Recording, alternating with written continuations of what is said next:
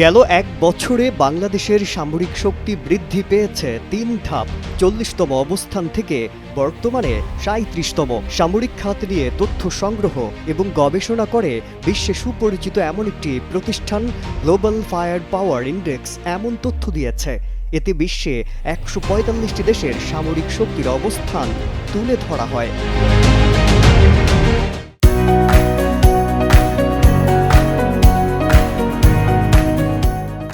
তথ্য বলছে ২০০৯ থেকে ২০২৩ সাল পর্যন্ত সময়কালে অস্ত্র আমদানিতে বিশ্বে বাংলাদেশের অবস্থান ২৮তম।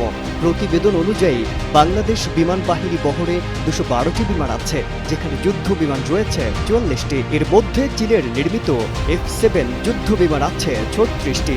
এছাড়া সোভিয়েত ইউনিয়নে তৈরি ৮টি MiG-29 রয়েছে বহরে। এছাড়াও আছে ১৪টি Yak-130 বিমান, যেগুলো প্রশিক্ষণের কাজে ব্যবহৃত হলেও হালকা আক্রমণ চালানোর উপযোগী। রাশিয়া থেকে বিমানগুলো কেনে বিমান বাহিনী। বিমান বাহিনীর বহরে হেলিকপ্টার রয়েছে ৭৩টি। এর মধ্যে রাশিয়ার MI সিরিজের ৩৬টি হেলিকপ্টার আছে, সাথে যুক্তরাষ্ট্রে নির্মিত সেসনা বেলের বিভিন্ন মডেলের হেলিকপ্টার আছে ২৪টি। এর পাশাপাশি ফ্রান্স, ইতালি, চেকোস্লোভাকিয়া থেকে কেনা কিছু প্রশিক্ষণ বিমান ও হেলিকপ্টারও ব্যবহার করে বাংলাদেশ। বাংলাদেশের সামরিক বাহিনীর কাছে ৪৪টি ড্রোন রয়েছে বলে জানাচ্ছে ওয়ার পাওয়ার বাংলাদেশ। এর মধ্যে ৩৬টি স্লোভেনিয়ায় নির্মিত ব্রামোর C4I, তুরস্কের তৈরি ফায়ার রাক্টার TB2 আছে ৬টি। গেল বছরই এগুলো যুক্ত হয়েছে।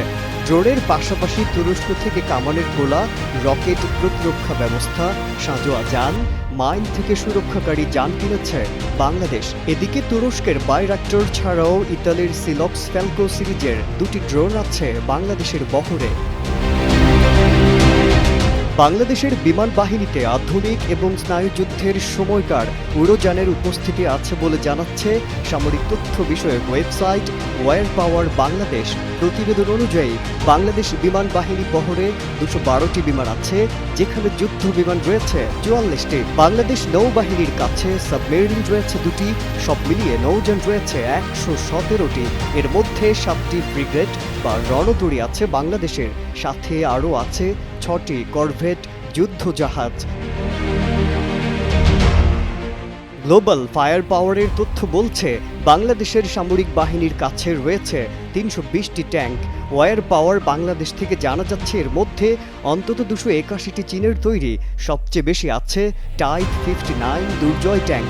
২০১৪ থেকে ২০১৯ সালের মধ্যে চীন থেকে কিট এনে ট্যাঙ্কগুলোকে আধুনিকায়ন করা হয়েছে।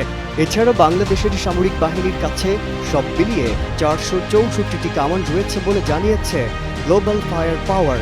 এর মধ্যে সক্রিয় কামান রয়েছে ২৭টি। ওয়ার পাওয়ার বাংলাদেশের তথ্য বলছে বাংলাদেশের সামরিক বাহিনীর কাছে মাল্টিপল রকেট লঞ্চার সিস্টেম আছে ৭৭টি।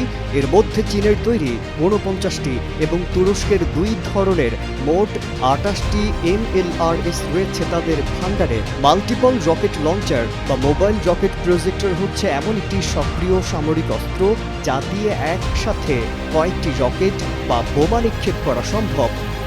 মাজহারুল আলম, কালের কণ্ঠ।